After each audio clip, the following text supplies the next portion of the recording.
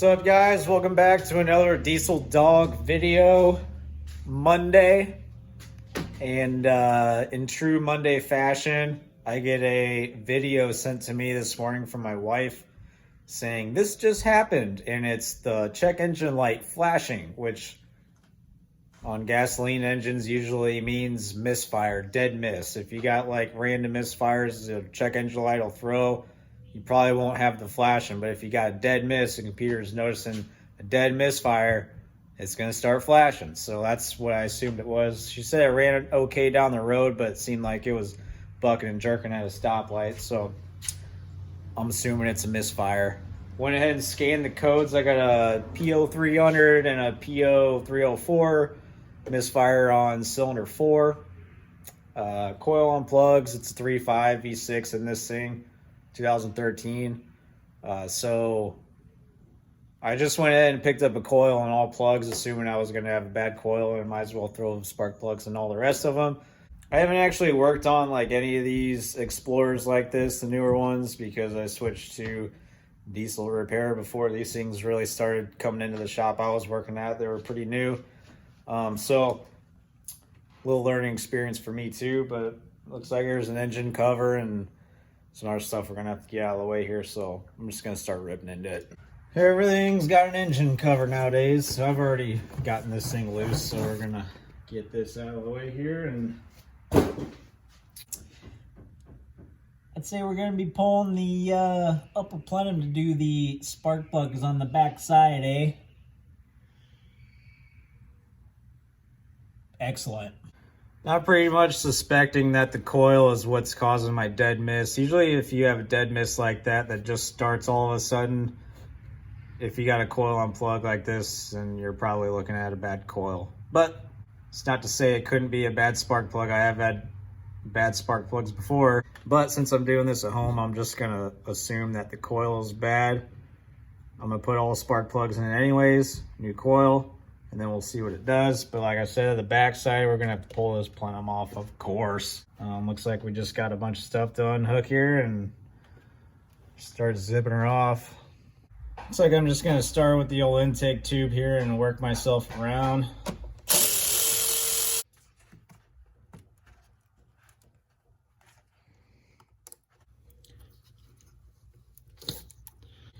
These clips here are really easy. See these tabs? Push it in and forward. Basically you're pinching. You see how that lock tab came forward, pull that, boom.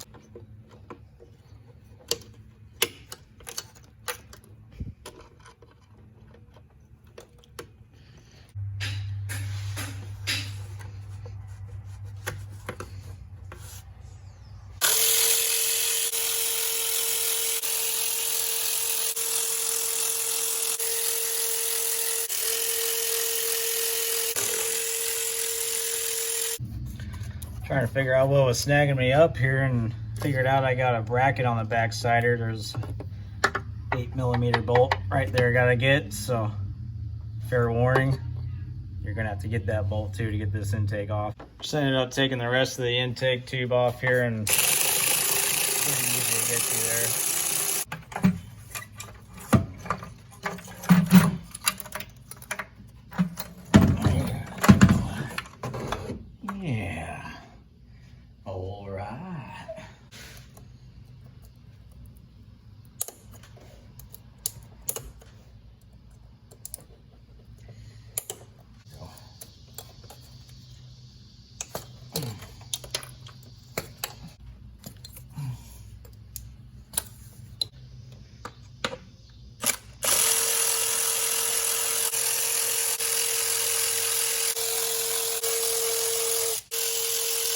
Gonna go in and take Ford apart first, since that's our problem child here.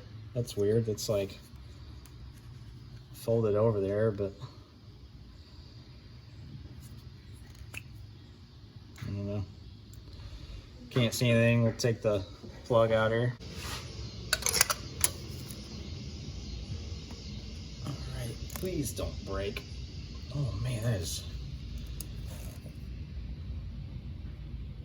tighter than I like.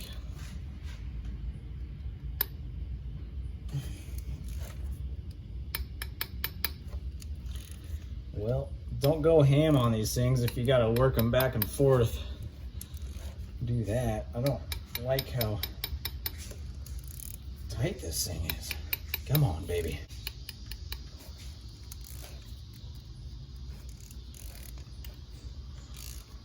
All right, she's coming now. There we go. Oh boy. I'd say we got our life out of that plug. That gap is not good. It's not terrible looking, it just is old and worn out, so definitely due for plugs. This thing's got 130,000 on it, and I've never put plugs in it. We bought it used, so I'd imagine they're all gonna end up looking like that. Motorcraft Platinum. Yep, these might be the original plugs. Any Ford guys out there, let me know if that looks like the original plug. If it is, and see if we got some life out of those puppies. Got the plugs all out. Every single one of these fought me. They did not come out too good. You can see they look kind of crudted up there, but every one of them, the gap is junk. They got definitely got my life out of these things. So here's what I'm putting in there just because this is what they had in stock. They are Autolite Iridium XP Enhanced Alloy Technology. Ooh. Really just wanted a OE plug put in there. They didn't show what was OE, but if it's a Ford, I'm always going Autolite back in there. Dodge, I put Champions. Chevys, I put AC Delco. It's just something I always make sure I do. I don't put NGK in anything other than a Dodge. I know a lot of Dodges still take NGK, but so I'm throwing all 6 spark plugs in there. I might put a little bit of anti-seize, just a tad bit on each one of these threads to make sure they come out easier for the next guy. I doubt I'll be doing another tune-up on this thing ever. It'll probably get traded in before then, but yeah, there it is. There's all the plugs out, coils out, and throw this thing back together. All these plugs are supposed to be pre-gapped. It's always a good idea to check your gap. I don't have my gap tool with me. I'm kind of eyeballing it here. But the most important thing to watch is for the spark plug smashed down in on itself. I have seen these things touching or junk just because someone dropped the box and this thing smacked down on itself, and the weight of the spark plug shoved that piece up into the tip. If you don't have a gapper, just make sure your tips look good and they're not smashed together. Like I said, I'm putting just a little dab of anti-seize on these things, not much. A dab will do you on these things. You don't want to go dunking the spark plug in there, obviously. Stick her in there and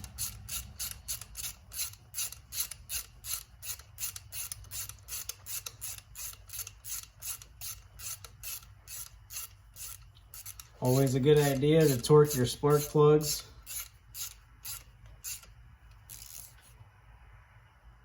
Click. All right. For my new coil, going with the old Blue Streak by Standard. High performance. Also, it's what they had in stock. I don't have any dielectric grease, but you can always put a little bit of dielectric grease up on these boots before you stick them in.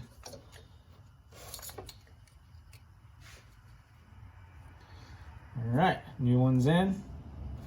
Put all the rest in. Start buttoning this thing up.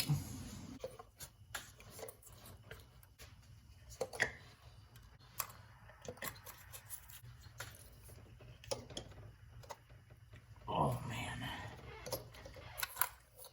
I'd say the best part about working on your vehicle out in the garage on a nice hot summer's evening is just hanging out with the mosquitoes and the moths. I do like listening to the crickets outside though. That's always feels like home.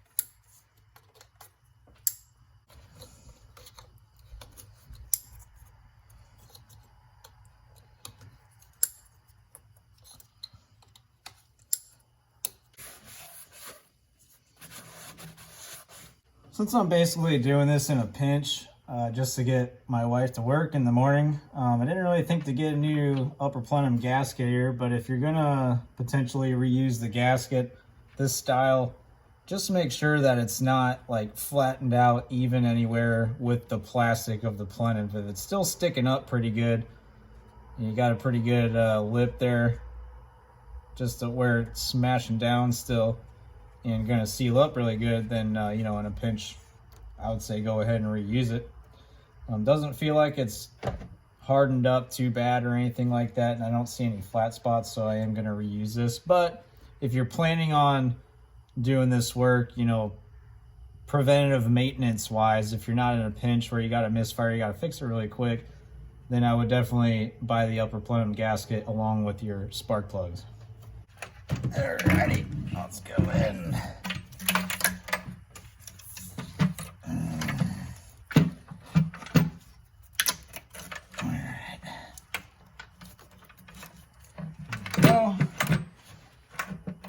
gear lined up here. Oh. There we go. So proper torque on this upper plenum here is 89 inch-pounds plus 45 degrees. I don't have a torque wrench, so I'm going to guesstimate here. But you do always want to tighten everything, torque everything down in sequence. So it looks like 1, 2, 3, 4, 5, 6, 7.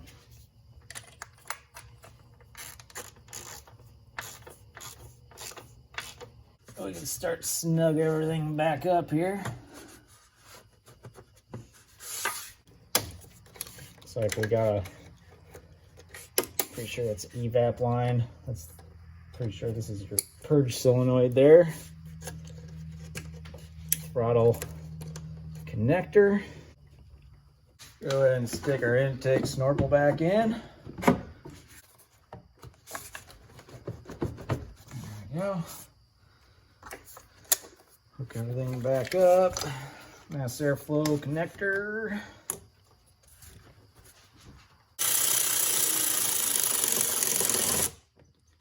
All right, everything looks like it's hooked back up. Got our snorkel back in, mass airflow sensor. Got our crankcase vent tube here. Snorkel's hooked back up to the throttle. Got everything hooked back up here.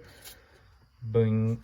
Bing, bang, boom. Got all this hooked up. Got our line back there hooked up. And we got her, you know, properly torqued down. Sort of. Let's go ahead and clear the code and fire her up. Okay. As you can see, cylinder 4, PO 316, not 300, my bad. So PO 316 misfire detected on startup, but she had a dead miss on cylinder 4 there. Gonna go in. Turn our key on.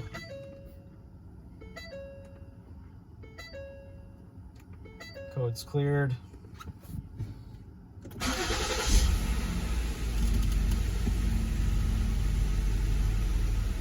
little rough there at the beginning, but it might have been blowing some fuel out of that cylinder from her driving home. No trouble codes. No current misfires.